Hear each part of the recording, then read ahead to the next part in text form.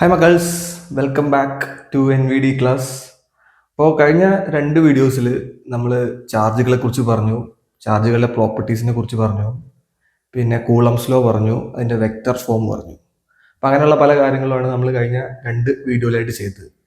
അപ്പോൾ ആ വീഡിയോ കാണാത്തവർ കണ്ടിട്ട് ഇന്നത്തെ ക്ലാസ് കേൾക്കുക, അപ്പോൾ കുറച്ചും കൂടെ ഈസി ആവും. ഓക്കെ, അപ്പോൾ ഇന്ന് നമ്മൾ പറയാൻ പോകുന്നത് മറ്റ് ഇമ്പോർട്ടൻ്റ് ആയിട്ടുള്ള കുറച്ച് ടോപ്പിക്സ് ആണ്. അതിൽ ഏറ്റവും ഫസ്റ്റ് പറയാൻ പോകുന്നത് സൂപ്പർ പൊസിഷൻ ഓഫ് ചാർജസ് എന്നാണ്. അപ്പൊ ഈ സൂപ്പർ പൊസിഷൻ ഓഫ് ചാർജസ് പറയുന്നതിന് മുമ്പ് നിങ്ങൾ +1 സൂപ്പർ പൊസിഷൻ ഓഫ് വേവ്സ് ഒക്കെ കേട്ടിട്ടുണ്ടാവും. അപ്പോൾ എന്താണ് സൂപ്പർ പൊസിഷൻ ഓഫ് വേവ്സ് എന്ന് പറഞ്ഞു കഴിഞ്ഞാൽ വേവുകൾ കൂടിച്ചേരുക. അപ്പോൾ ഇപ്പോൾ ഒരു വേവ് ഈ ഡയറക്ഷനിൽ പോകുന്നുണ്ട്, ഒരു വേവ് ഈ ഡയറക്ഷനിൽ പോകുന്നുണ്ട്. അപ്പോൾ രണ്ടും കൂടെ കൂടിച്ചേർന്ന് കഴിഞ്ഞാൽ എന്ത് സംഭവിക്കും? പുതിയൊരു വേവ് ഫോം ചെയ്യും. അതിനാണ് നമ്മൾ സൂപ്പർ പൊസിഷൻ എന്ന് പറയാം. അതേപോലെ ഉള്ളൊരു കൺസെപ്റ്റ് ആണ് ചാർജിലെ സൂപ്പർ പൊസിഷൻ ഓഫ് ചാർജസ് എന്ന് പറഞ്ഞു കഴിഞ്ഞാൽ. ഇപ്പൊ എന്താണ് സൂപ്പർ പൊസിഷൻ ഓഫ് ചാർജസ് എന്ന് ചോദിച്ചാൽ, if a system contains n charges, the total electrostatic force on any one charge is the vector sum of forces due to each and every remaining charge on this charge. Simple ആയിട്ട് പറയുകയാണെങ്കിൽ, ഇപ്പോൾ suppose ഒരു system ഉണ്ടെന്ന് വിചാരിച്ചു, ഇവിടെ system ഉണ്ട്. ഈ സിസ്റ്റത്തിന്റെ അകത്ത് കുറെ n ചാർജസ് ഉണ്ട് വിചാരിച്ചു, Q1, Q2, Q3 അങ്ങനെ അങ്ങനെ അങ്ങനെ പോയി Qn ചാർജസ് ഉണ്ടെന്ന് വിചാരിച്ചു. അപ്പോൾ ഞാനിവിടെ ഒന്നാമത്തെ ചാർജ് ആയിട്ടുള്ള Q1 ചാർജ് എടുക്കുകയാണെങ്കിൽ നമുക്ക് മനസ്സിലാക്കാൻ പറ്റും, ഈ Q1 ചാർജിന്റെ മുകളിലെ ഫോഴ്സ് എന്ന് പറഞ്ഞു കഴിഞ്ഞാൽ രണ്ടാമത്തെ ചാർജായ Q2 കാരണം ഉണ്ടാവും, മൂന്നാമത്തെ ചാർജ് കാരനായ Q3 ഉണ്ടാവും. അങ്ങനെ എത്ര ചാർജുകളാണോ ഈ സിസ്റ്റത്തിന്റെ അകത്തുള്ളത് അത്രയും ചാർജുകളുടെ ഫോഴ്സ് ഈ Q1 ചാർജിന്റെ മുകളിൽ അനുഭവപ്പെടും. മനസ്സിലായില്ലേ? എന്ന് വെച്ചാൽ ഒന്നുകൂടെ പറയാം, Q1 എന്ന ചാർജിന്റെ മുകളിൽ ഈ സിസ്റ്റത്തിന്റെ അകത്തുള്ള ബാക്കി ചാർജുകൾ കാരണം ഉണ്ടാകുന്ന ഫോഴ്സ് ഉണ്ടാവും. ആ ഫോഴ്സ് എന്ന് പറഞ്ഞാൽ total force on this Q1 charge എന്ന് പറയാം. അങ്ങനെയാണെങ്കിൽ ആ ടോട്ടൽ ഫോഴ്സ് എന്ന് പറഞ്ഞു കഴിഞ്ഞാൽ ഇവിടെ ബാക്കിയുള്ള ചാർജുകൾ കാരണം ഉണ്ടാകുന്ന എല്ലാ ഫോഴ്സുകളുടെയും വെക്റ്റർ സം ആയിരിക്കും. സിമ്പിൾ ആയിട്ട് പറയുകയാണെങ്കിൽ, ഇപ്പൊ സപ്പോസ് എഫ് ആണ് നമ്മുടെ ഒന്നാമത്തെ ചാർജിന്റെ മുകളിൽ അനുഭവപ്പെടുന്ന ഫോഴ്സ് എന്ന് വിചാരിച്ചു, നെറ്റ് ഫോഴ്സ്. അപ്പൊ ഞാൻ എഴുതി നെറ്റ് ഫോഴ്സ് എന്ന് വിളിക്കാം, എഫ് നെറ്റ് എന്ന് വിളിക്കാം. ആ എഫ് നെറ്റ് എന്ന് പറഞ്ഞു കഴിഞ്ഞാൽ എന്തായിരിക്കും?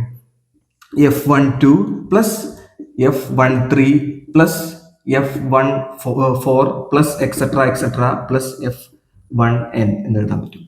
എന്ന് വെച്ച് കഴിഞ്ഞാൽ ഒന്നാമത്തെ ചാർജിന്റെ മുകളിൽ രണ്ടാമത്തെ ചാർജ് വരാനുണ്ടാവുന്ന ഫോഴ്സ്, പിന്നെ ഒന്നാമത്തെ ചാർജിന്റെ മുകളിൽ മൂന്നാമത്തെ ചാർജുകാരൻ ഉണ്ടാവുന്ന ഫോഴ്സ്, ഒന്നാമത്തെ ചാർജിന്റെ മുകളിൽ നാലാമത്തെ ചാർജുകാരൻ ഉണ്ടാവുന്ന ഫോഴ്സ്, അങ്ങനെ അങ്ങനെ അങ്ങനെ പോയിട്ട് ഒന്നാമത്തെ ചാർജിന്റെ മുകളിൽ എന്നാമത്തെ ചാർജ് കാരണം ഉണ്ടാകുന്ന ഫോഴ്സ്.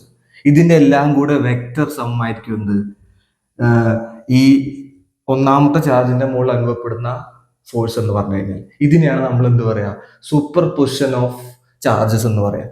എന്ന് വെച്ചാൽ ഒരു സിസ്റ്റത്തിന്റെ അകത്ത് ഒരു 3 ചാർജ് ആണെങ്കിൽ അതിലൊരു ചാർജ് നമ്മൾ എടുക്കുകയാണെങ്കിൽ ബാക്കി 2 ചാർജ് കാരണം ഈ ചാർജിന്റെ മുകളിൽ ഫോഴ്സ് ഉണ്ടാവുള്ളൂ. അത് രണ്ടും കൂടെ ആഡ് ചെയ്താൽ എന്ത് ഫോഴ്സ് ആണോ കിട്ടുന്നത് അതായിരിക്കും എന്ത്? ആ ഒന്നാമത്തെ ചാർജിന്റെ മുകളിൽ ഉണ്ടാകുന്ന ഫോഴ്സ്. ഇതിനെയാണ് നമ്മൾ എന്ത് പറയാ? സൂപ്പർ പൊസിഷൻ ഓഫ് ചാർജസ് എന്ന് പറയാം. ക്ലിയർ ആയി എന്ന് പ്രതീക്ഷിക്കുന്നു. ഓക്കെ, നമുക്കൊരു എക്സാമ്പിൾ നോക്കാം. ഇതാണ് നമ്മുടെ സിസ്റ്റം. ഒരു -Q ചാർജ് ഉണ്ട്, ഒരു +Q ചാർജ് ഉണ്ട്, ഒരു -Q ചാർജ് ഉണ്ട്. നമ്മളോട് പറഞ്ഞിട്ടുള്ളത് find the force on first -Q charge. എന്ന് വെച്ചാൽ ഈ ചാർജിന്റെ മുകളിലുള്ള ഫോഴ്സ് കണ്ടെത്താനാണ് ചോദിച്ചിട്ടുള്ളത് ക്വസ്റ്റ്യൻ. അപ്പൊ ഞാൻ ജസ്റ്റ് ഇത് ചെയ്യാൻ വേണ്ടിയിട്ട് സോൾവ് ചെയ്യാൻ വേണ്ടി ഞാൻ ചാർജിന് ജസ്റ്റ് ഒരു പേര് കൊടുക്കുകയാണ്. ഇത് 1, ഇത് 2, ഇത് 3. എന്നിട്ട് നമ്മൾ അടുത്ത് നോക്കേണ്ട കാര്യം എന്താണെന്ന് വെച്ചാൽ, നമ്മൾ ഒന്നാമത്തെ ചാർജ് ആയിട്ടുള്ള ഈ ചാർജ് ആണല്ലോ എടുക്കുന്നത്, ഇതിന്റെ മുകളിലുള്ള ഫോഴ്സ് ആണല്ലോ വേണ്ടത്. അപ്പൊ ബാക്കി എത്ര ചാർജ് ഉണ്ടെന്ന് നോക്കാം. അപ്പൊ 2 ചാർജ് ബാക്കിയുണ്ട്. അപ്പോൾ ഈ ചാർജിന്റെ മുകളിൽ ഈ ചാർജ് കാരണം ഉണ്ടാവുന്ന ഫോഴ്സും ഉണ്ടാവും, ഈ ചാർജ് കാരണം ഉണ്ടാവുന്ന ഫോഴ്സും ഉണ്ടാവും. അപ്പൊ അത് രണ്ടും കൂടെ കണ്ടുപിടിച്ച് ആഡ് ചെയ്താൽ മതി. അതാണ് നമ്മൾ ചെയ്യുന്ന പരിപാടി. ക്ലിയർ ആയല്ലേ? അപ്പൊ അങ്ങനെയാണെങ്കിൽ നമുക്കത് എങ്ങനെ ചെയ്യും നോക്കാം. അപ്പൊ അതിന് വേണ്ടിയിട്ട് ഇവിടെ എത്ര ഫോഴ്സ് ഉണ്ടെന്ന് ഞാൻ പറഞ്ഞു, 2 ഫോഴ്സ് ഉണ്ട്. ഏതൊക്കെയാണ്? ഒന്ന് F12 ഉണ്ടാവും, പിന്നെ ഒന്ന് F13 ഉണ്ടാവും അല്ലെ. F12 എന്ന് പറഞ്ഞു കഴിഞ്ഞാൽ ഒന്നാമത്തെ ചാർജിന്റെ മുകളിൽ രണ്ടാമത്തെ ചാർജ് കാരണം ഉണ്ടാവുന്ന ഫോഴ്സ്. F13 എന്ന് പറഞ്ഞു കഴിഞ്ഞാൽ ഒന്നാമത്തെ ചാർജിന്റെ മുകളിൽ മൂന്നാമത്തെ ചാർജ് കാരണം ഉണ്ടാവുന്ന ഫോഴ്സ്. എന്നിട്ട് നമ്മൾ ഇതിന്റെ ഡയറക്ഷൻ നോക്കി നോക്കാം. അപ്പൊ നോക്കൂ, ഇത് നെഗറ്റീവ് ആണ്, ഇത് പോസിറ്റീവ് ആണ്. അപ്പോ രണ്ടാമത്തെ ചാർജ് പോസിറ്റീവ് ആയതുകൊണ്ട് ഇത് രണ്ടും ഓപ്പോസിറ്റ് ആണ്. അപ്പൊ അട്രാക്ട് ചെയ്യും. വിച്ച് മീൻസ് ഈ ഒന്നാമത്തെ ചാർജിന്റെ മുകളിൽ രണ്ടാമത്തെ ചാർജ് കാരണം ഉണ്ടാവുന്ന ഫോഴ്സ് ഇതിനെ അട്രാക്ട് ചെയ്യും. അപ്പൊ ഈ ഡയറക്ഷനിലായിരിക്കും എന്തുണ്ടാവുക? F12 ഉണ്ടാവുക. ക്ലിയർ അല്ലേ? ഇനി അടുത്ത് നോക്കൂ, ഈ ഒന്നാമത്തെ ചാർജിന്റെ മുകളിൽ മൂന്നാമത്തെ ചാർജ് കാരണം ഉണ്ടാവുന്ന ഫോഴ്സ്. അപ്പൊ ഇത് രണ്ടും ഒരേപോലെയാണ് എന്ന് വെച്ചാൽ മൈനസ് ആണ്. അപ്പൊ നിങ്ങൾക്കറിയാം ലൈക്ക് ചാർജസ് റിപ്പൽ ചെയ്യും. അപ്പൊ അങ്ങനെയാണെങ്കിൽ F13 direction ഇങ്ങോട്ടായിരിക്കും. F13 direction opposite ആയിരിക്കും, കാരണം റിപ്പൽ ആയിരിക്കും. അപ്പൊ അങ്ങനെയാണെങ്കിൽ നെറ്റ് ഫോഴ്സ് എന്താ വരിക? എഫ് നെറ്റ് എന്ന് പറഞ്ഞു കഴിഞ്ഞാൽ ഒന്നാമത്തെ ചാർജിന്റെ മുകളിൽ ഉണ്ടാവുന്ന ഫോഴ്സ് ഈസ് ഈക്വൽ ടു ഒന്നുണ്ടാവും F12 ഉണ്ടാവും, പിന്നെ F13 ഉണ്ടാവും. ചിഹ്നം ഇടുന്നതിന് മുമ്പേ നമ്മളൊരു കാര്യം ശ്രദ്ധിക്കണം. ഇത് ഇങ്ങോട്ടേക്ക് നമ്മൾ പോസിറ്റീവ് ആണ് എടുക്കുന്നെങ്കിൽ ഇങ്ങോട്ടേക്ക് എന്തെടുക്കുക? നെഗറ്റീവ് എടുക്കുക. അപ്പോൾ F12 പോസിറ്റീവ് ആണെങ്കിൽ F13 എന്തായിരിക്കും? നെഗറ്റീവ് ആയിരിക്കും. ഇനി നമ്മളെ പരിപാടി എന്താണ്? ഈ F12ഉം F13 കണ്ടെത്തുക എന്നുള്ളതാണ്. അപ്പോൾ F12ഉം F13 കണ്ടെത്താൻ വേണ്ടി നമുക്ക് കൂളംസ് ലോ ഉപയോഗിക്കാം. Q1 Q2 divided by R² ആണ് എന്തിന്റെ ഇക്വേഷൻ?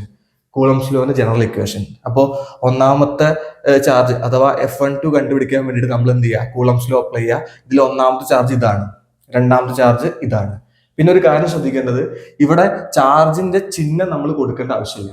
ശ്രദ്ധിക്കണം, നമ്മൾ സൂപ്പർ പൊസിഷൻ ഓഫ് ചാർജസ് കണ്ടുപിടിക്കുന്ന സമയത്ത് അല്ലെങ്കിൽ ചാർജുകൾ നമ്മൾ ഫോഴ്സ് കണ്ടുപിടിച്ച് ആഡ് ചെയ്യുന്ന സമയത്ത് നമ്മൾ ഒരിക്കലും എന്ത് ചെയ്യേണ്ട ആവശ്യമില്ല? ചാർജിന്റെ മുകളിൽ ചിഹ്നം കൊടുക്കേണ്ട ആവശ്യമില്ല.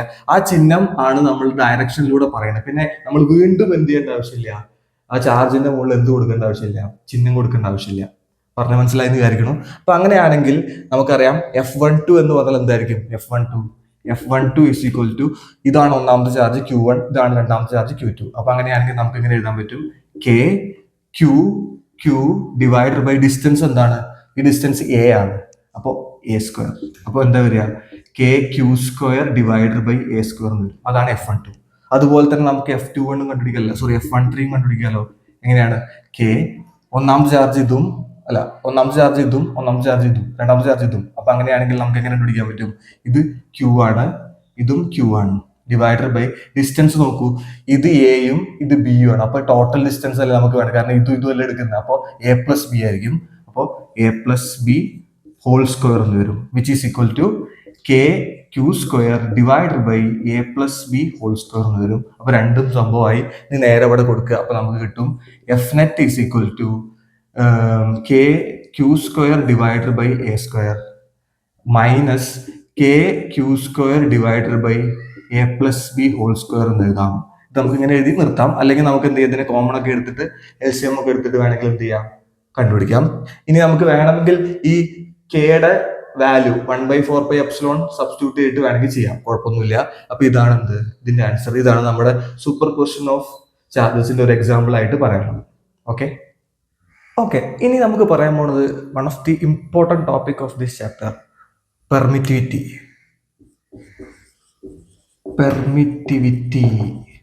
ഇതിൽ ഈ പെർമിറ്റിവിറ്റി എന്ന വാക്കിൽ നമ്മൾ നോക്കിക്കഴിഞ്ഞാൽ അതിനകത്ത് പെർമിറ്റ് എന്നൊരു സാധനമുണ്ട്. പെർമിറ്റ്, ഈ പെർമിറ്റ്സ് എന്നൊക്കെ പറയാം. പെർമിറ്റ്സ് എന്ന് പറഞ്ഞ ഒരു ഇംഗ്ലീഷ് വാക്കിന്റെ അർത്ഥം എന്ന് വെച്ചാൽ അലൗ എന്നാണ്.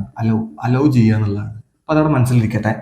അപ്പോ എന്താണ് പെർമിറ്റിവിറ്റി എന്ന് വെച്ചാൽ, it is the property of a medium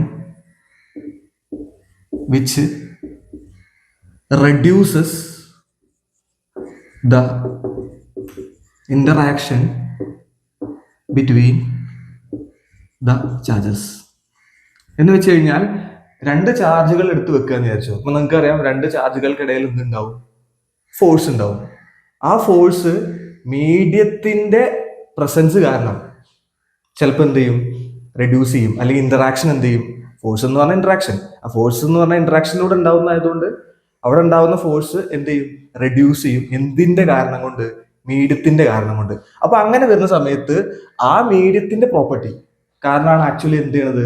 രണ്ട് ചാർജുകൾക്കിടയിലുള്ള ഇന്ററാക്ഷൻ കുറച്ച്, അതിനെയാണ് നമ്മൾ എന്ത് പറയാ? പെർമിറ്റിവിറ്റി എന്ന് പറയാം. ഡെഫിനേഷൻ നോക്കൂ. It is the property of a medium which reduces the interaction between the charges. ചാർജുകൾ തമ്മിലുള്ള ഇന്ററാക്ഷൻ കുറയ്ക്കും. ആ കുറയ്ക്കുന്ന അല്ലെങ്കിൽ ആ പ്രോപ്പർട്ടീനെ നമ്മൾ വിളിക്കുന്ന പേരാണെന്ത്? പെർമിറ്റിവിറ്റി. പറഞ്ഞു മനസ്സിലായില്ല? ഒന്നുകൂടെ കൃത്യമാക്കി തരാം. ഇപ്പൊ സപ്പോസ് ഒരു Q1 ചാർജ് ഇവിടെ ഉണ്ട്, Q2 ചാർജ് ഇവിടെ ഉണ്ട്. ഇതിനിടയിലുള്ള ഡിസ്റ്റൻസ് R ആണെന്ന് കരുതുന്നത്. അപ്പൊ നിങ്ങൾക്ക് അറിയാം, കൂളംസ് ലോ പ്രകാരം F is equal to 1/4πε Q1 Q2 divided by R². ഇതാണല്ലോ നമ്മളെ ജനറൽ ഇക്വേഷൻ. ഓക്കെ അല്ലേ? അപ്പൊ ഇവിടെ നോക്കിയാൽ നിങ്ങൾക്ക് ഒരു കാര്യം മനസ്സിലാക്കാൻ പറ്റും. F is inversely proportional to 1/ε0 എന്ന് എഴുതാം. 1/ε എന്ന് എഴുതാം. അല്ലെ? അപ്പോ എഫ് കൂടിയാൽ അല്ലെങ്കിൽ എപ്സിലോൺ കൂടിയാൽ എഫ് എന്ത് ചെയ്യും? കുറയും അല്ലെ? അതേപോലെ എപ്സിലോൺ കുറഞ്ഞു കഴിഞ്ഞാൽ എഫ് എന്ത് ചെയ്യും? കൂടും. അതല്ലേ ഇൻവേഴ്സ്ലി പ്രൊപ്പോർഷണലിന്റെ മീനിങ്. എന്ന് വെച്ചാൽ ഇവിടെ എപ്സിലോണിന്റെ വാല്യൂ എന്തിന് ഡിപ്പെൻഡ് ചെയ്യുന്നുണ്ട്, അല്ലെങ്കിൽ എഫിന്റെ വാല്യൂ എന്തിന് ഡിപ്പെൻഡ് ചെയ്യുന്നുണ്ട്? എപ്സിലോണിന്റെ വാല്യൂവിന് ഡിപ്പെൻഡ് ചെയ്യുന്നുണ്ട്. പറഞ്ഞ മനസ്സിലായില്ലേ? അപ്പൊ അങ്ങനെയാണെങ്കിൽ ആ എപ്സിലോൺ എന്ന് പറഞ്ഞു കഴിഞ്ഞാൽ മീഡിയവുമായി ഡിപ്പെൻഡ് ചെയ്യുന്ന സാധനമാണ്. അപ്പോൾ രണ്ട് ചാർജ് വെക്കുന്ന സമയത്ത് ആ രണ്ട് ചാർജ് ഇരിക്കുന്ന മീഡിയത്തിന്റെ പ്രോപ്പർട്ടി എന്ത് ചെയ്യും? ആ രണ്ട് ചാർജുകൾക്കിടയിലുള്ള ഫോഴ്സിന് എന്ത് ചെയ്യും? ഡിപ്പെൻഡ് ചെയ്യും. ആ പ്രോപ്പർട്ടിനെയാണ് നമ്മൾ എന്ത് പറയാ? പെർമിറ്റിവിറ്റി എന്ന് പറയും. ആ പെർമിറ്റിവിറ്റിയുടെ വാല്യൂ മിനിമം എവിടെയാന്ന് വെച്ചാൽ വാക്വം എയർ ഫ്രീ സ്പേസിലാണ്. അപ്പോൾ ആ കണ്ടീഷനിൽ അവിടുത്തെ ഫോഴ്സ് എന്താവും? മാക്സിമം ആവും. എന്ന് വെച്ചാൽ എപ്സിലോണിന്റെ വാല്യൂ കുറഞ്ഞു കഴിഞ്ഞാൽ ഫോഴ്സ് കൂടൂലേ? എപ്സിലോണിന്റെ വാല്യൂ ഏറ്റവും കുറവ് എവിടെയാണ്? വാക്വത്തിലും എയറിലും ഫ്രീ സ്പേസിലുമാണ്. അങ്ങനെ വരുന്ന സമയത്ത് ആ കേസിലാണ് എന്ത് ചെയ്യുക? ഫോഴ്സ് കൂടുക. പറഞ്ഞ മനസ്സിലായില്ലേ? ആ എപ്സിലോണിനെ നമ്മൾ സ്പെഷ്യലൈസ് ചെയ്ത് പറയും, അതാണ് എപ്സിലോൺ സീറോ. പറഞ്ഞ മനസ്സിലായില്ലേ? ആ എപ്സിലോണിനെ എന്ന് വെച്ചാൽ എപ്സിലോണിന്റെ വാല്യൂ ഏറ്റവും മിനിമം ആയിട്ടുള്ള മീഡിയം, അത് എയർ വാക്വം ഫ്രീ സ്പേസ് ആണ്. ആ കണ്ടീഷനിലെ എപ്സിലോണിനെ നമ്മൾ സ്പെഷ്യലൈസ് ചെയ്ത് പറയുന്നതാണ് എന്ത്? Epsilon zero. പറഞ്ഞ മനസ്സിലാവുന്നുണ്ടോ? അപ്പൊ നമുക്ക് വേണമെങ്കിൽ എഴുതാം the permittivity is minimum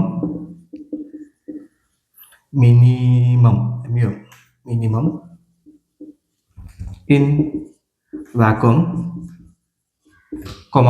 or free space or air, and the force there is maximum. അപ്പോൾ അവിടുത്തെ ഫോഴ്സ് എന്താവും? മാക്സിമം ആവും. that permittivity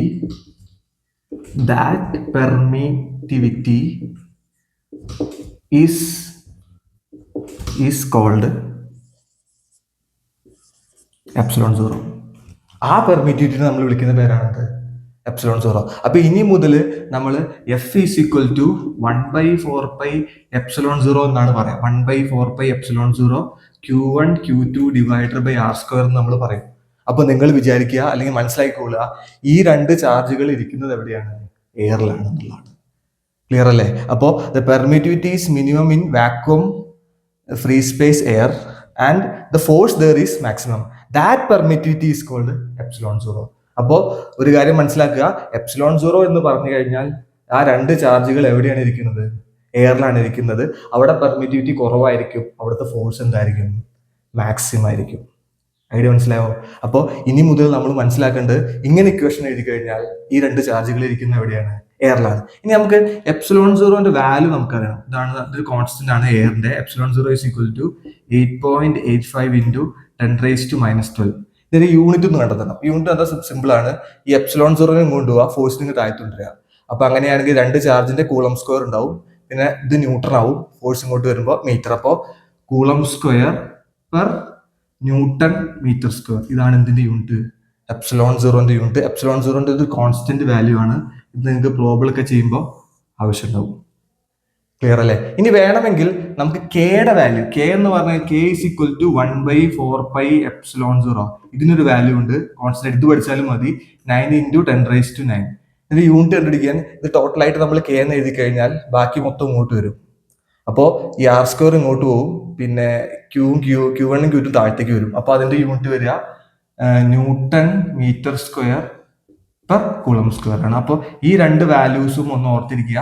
ഇത് പരീക്ഷയ്ക്ക് അല്ലെങ്കിൽ പഠിച്ചിരിക്കുക. ഇത് പരീക്ഷയ്ക്ക് നമുക്ക് എന്തുണ്ടാവും? പ്രോബ്ലം ചെയ്യാൻ വേണ്ടിയിട്ട് ഉപയോഗിക്കും. ഓക്കെ അല്ലേ? ഓക്കെ. ഇനി നമുക്ക് പറയാനുള്ളത് റിലേറ്റീവ് പെർമിറ്റിവിറ്റി ആണ്. ഇതും എക്സാമിന് ചോദിക്കാറുണ്ട്, പ്രോബ്ലം ഒക്കെ ആയിട്ട് ചോദിക്കാറുണ്ട്. റിലേറ്റീവ് പെർമിറ്റിവിറ്റി നമ്മൾ എപ്സിലോൺ ആർ എന്നാണ് പറയാം. Epsilon R. ഇതിന്റെ ഡെഫിനേഷൻ ഇത്രയേ ഉള്ളൂ. റിലേറ്റീവ് പെർമിറ്റിവിറ്റിന്റെ it is the ratio of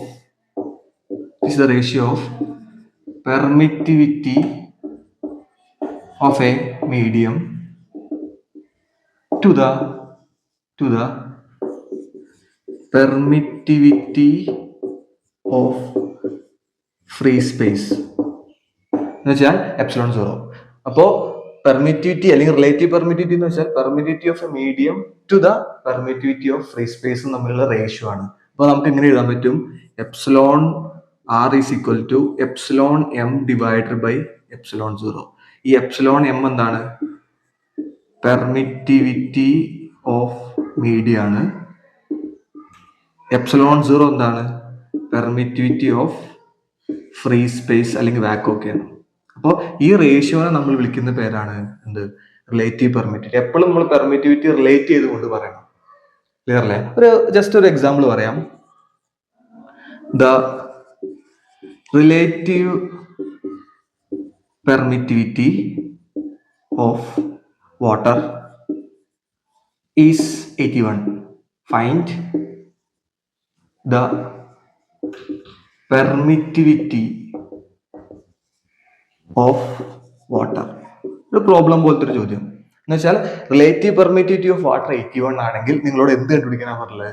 permittivity of water എത്രയും കണ്ടുപിടിക്കാൻ പറയാം. അപ്പൊ നമുക്ക് ഈ ഇക്വേഷൻ ഉപയോഗിക്കാം. Epsilon r is equal to epsilon m divided by epsilon 0. അപ്പോൾ ഇവിടുത്തെ മീഡിയം എന്ന് പറഞ്ഞാൽ വാട്ടർ ആണ്. അപ്പൊ നമുക്ക് എങ്ങനെ എഴുതാൻ പറ്റും? Epsilon r is equal to epsilon ഡബ്ല്യു ഡിവൈഡഡ് ബൈ എപ്സിലോൺ 0. എപ്സിലോൺ ഡബ്ല്യു ഞാൻ വാട്ടർ ആക്കി എടുക്കുകയാണ്. അപ്പൊ എപ്സിലോൺ ഡബ്ല്യു ആണ് നമുക്ക് വേണ്ടത്, നേരം കൊണ്ടുവരിക. അപ്പൊ എന്ത് വരും? Epsilon W is equal to epsilon R into epsilon 0. Epsilon 0ന്റെ വാല്യൂ എന്താണെന്ന് നിങ്ങൾക്ക് അറിയാം, സബ്സ്റ്റിറ്റ്യൂട്ട് ചെയ്താൽ മതി. എപ്സിലോൺ ആർ 81 ആണ്. അപ്പോൾ വരിക epsilon water is equal to 81 epsilon 0. ഇതാണ് ഇതിന്റെ ആൻസർ. എപ്സിലോൺ 0ന്റെ വാല്യൂ 8.85 × 10⁻² കൊടുത്തു കഴിഞ്ഞാൽ നിങ്ങൾക്ക് മറ്റൊരു ആൻസർ കിട്ടും. എക്സാമിന് ചെയ്യുമ്പോൾ അതും കൂടെ ചെയ്യാം. ഓക്കെ അല്ലേ? അപ്പോൾ ഇതാണ് എന്ത്?